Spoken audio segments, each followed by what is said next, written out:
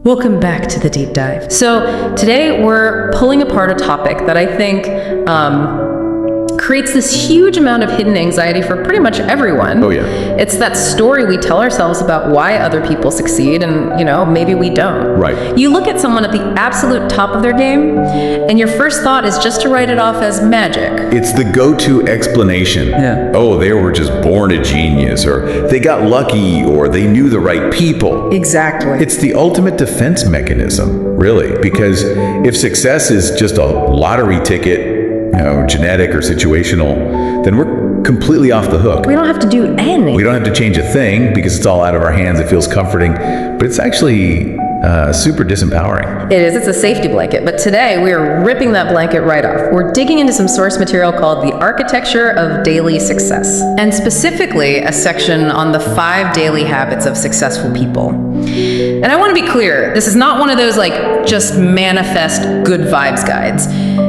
The main point here is actually kind of ruthless. Ruthless is a good word for it. The source basically argues that success isn't some big event or a lightning strike from the sky. No. It is, and I'm quoting here, the architectural result of what you do every single day. It says if you strip away all the glamour of the big break, what's left is just a framework of habits. Yeah, and the line that really grabbed me was this. What if success is about habits that ordinary people practice to get extraordinary results? That's the whole game right there. I love that. We're not talking about things that require you to have, some billionaire's brain or a celebrity's network. We're talking about stuff we can actually do. And that's our mission for this deep dive. We want to get past the vague inspirational posters and really pull out the tactical, specific changes the source suggests you can make. And understand the why behind them. Exactly. The structural why, Yeah. not just the what. Okay, so let's get into the mechanics. The source lays this out chronologically, which is helpful. It starts the second you wake up, habit number 1, the battle for the morning. Right. They call it start your day with intention. But before they tell us what to do, they point out the anti-habit, the thing that most of us do. The default mode for modern life. Which I am so guilty of. It explicitly calls out waking up and immediately scrolling for 45 minutes. And look, we all know this is bad, but let's be real. Your phone is your alarm clock. It's right there. It's right there. Is it really that big a deal to just check the news or see what happened overnight? Well, according to this, it's less about the info you're seeing and more about the neurological state you're kicking off. Okay. The source argues that when you wake up and just immediately start scrolling, you're starting your day in a reactive state. You're letting the world dictate your mood, your anxiety, your to-do list before you've even had a glass of water. So it's like playing defense versus offense. Precisely. You open your email, boom, you're solving other people's problems. You open social media, you're instantly comparing your real life to someone else's highlight reel. You've handed over the keys to your day. You've handed them over to an algorithm. Yeah. The source puts it perfectly.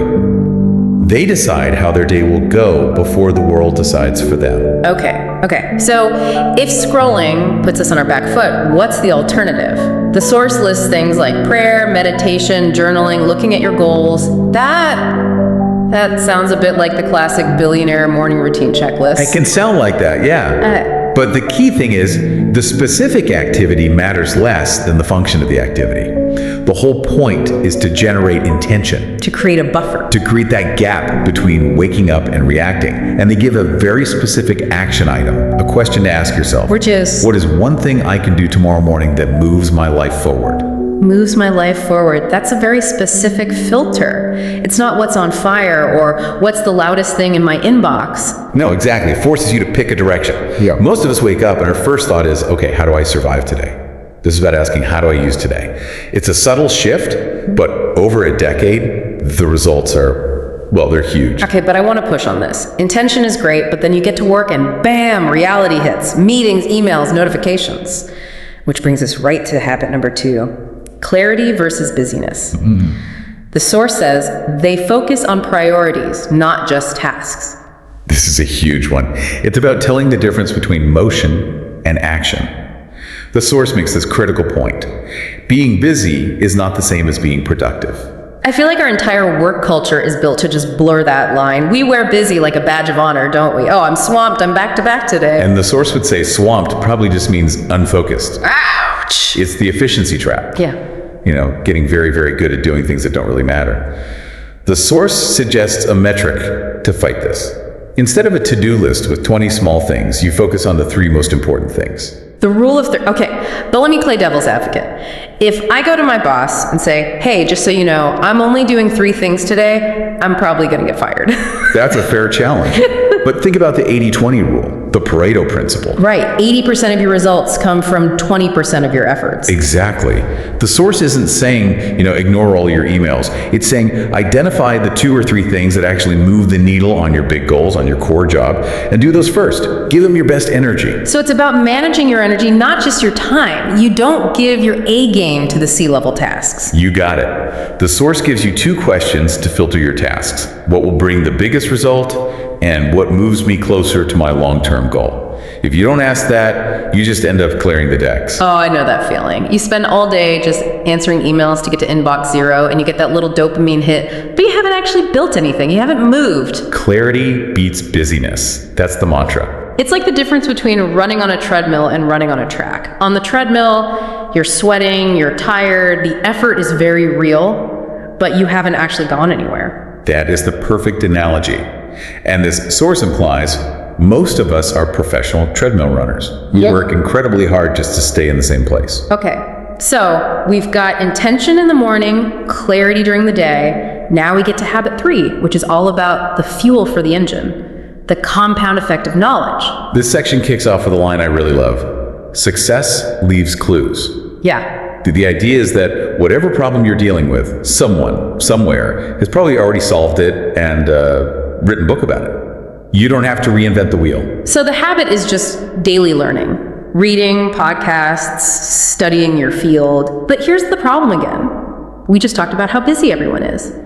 Who has the time to sit and read for an hour every day? See, the source doesn't say an hour, it's very specific. It says 20 to 30 minutes a day. Okay, that's more manageable. And that's where the whole compound effect thing comes in. It's about the math. Right. If you read for just 20 minutes a day, you'll get through about 15 books a year. Do that for 5 years, and you've read 75 books on your subject. I mean, think about the massive advantage that gives you over someone who only learns what they pick up on the job. It's the difference between reactive learning and proactive learning, isn't it? It is. The source frames it as maintenance versus growth. And it has this warning. If you stop learning, you stop growing. Which, in today's world, if you're standing still, you're actually falling behind because everything else is moving forward. That is a terrifying thought. That maintenance mode is really just slow motion failure. But I like the 20-minute rule. It makes it feel doable. It is doable, and it's an investment. Just like money, the returns aren't linear. The knowledge from one book connects to the next, and pretty soon you have this whole framework of mental models that helps you make better decisions faster. Okay, so we're intentional, we're prioritized, we're learning. But now we get to the place where all good intentions go to die. Habit number 4, the discipline of consistency. Ah, yes. The unsexy part. The source is very, very blunt here. It says motivation is unreliable. We should put that on a t-shirt. I mean, we are obsessed with finding motivation. We wait to feel like going to the gym. We wait for inspiration to strike before we write. And the source basically says successful people have cut the link between feeling and acting.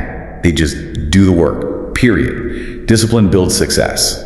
It even lists the hard moments, when they're tired, when they're discouraged. And my favorite, when no one is watching. That's the big one. That is key. In this age of social media, it feels like if you didn't post a picture from the gym, it didn't count.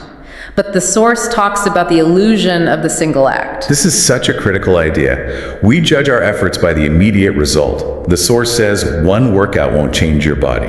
One video won't build your channel. Right. If you judge the action by itself, you will always quit because the ROI on any single day's work is basically zero. It's the whole idea of lagging indicators, right? Your health today is a lagging indicator of your habits from the last few months. Exactly.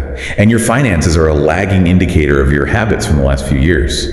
The source is asking you to just trust the process during that gap, that plateau where you're putting in the work, but you can't see the results. That gap is the danger zone. That's where everybody quits. They hit the rock 99 times, it doesn't crack, so they walk away.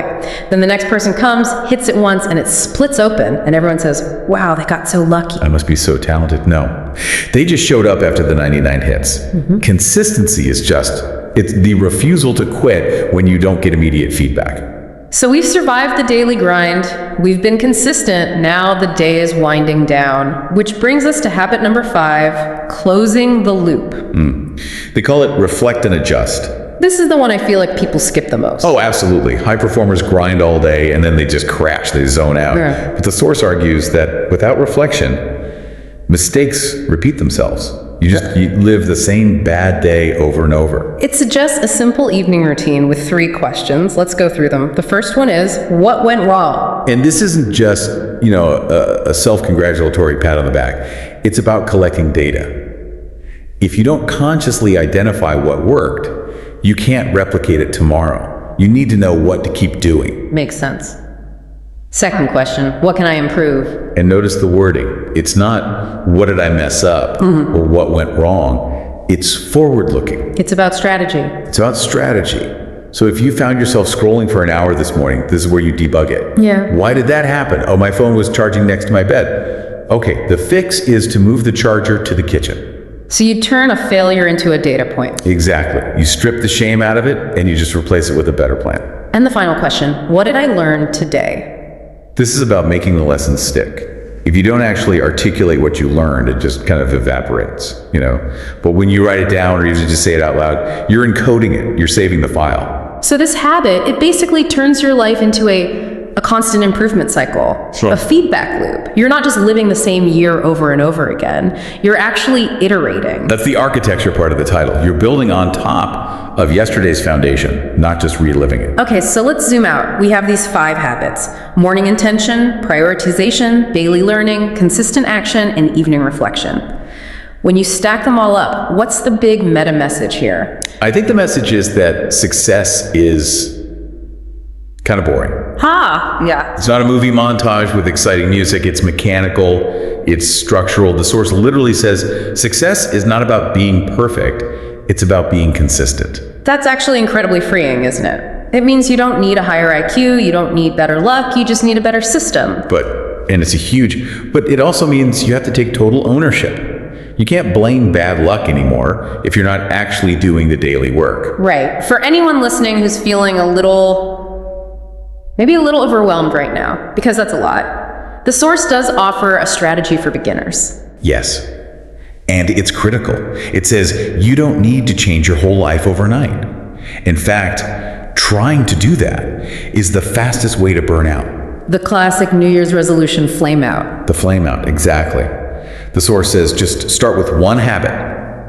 Just one. It's it. Master the morning routine, or just master the 20 minutes of reading. Get one win on the board. Build one muscle before you try to bench press a car. Right, because, and the source reminds us of this, your daily routine is currently creating your future. Whether you like it or not, your habits are building something. The question is what? The question is, are they building the house you want to live in? Or are they building a prison you don't even realize you're in? That is the sobering bottom line. We are always building. There's no neutral. It all comes down to that final provocative thought the source leaves you with.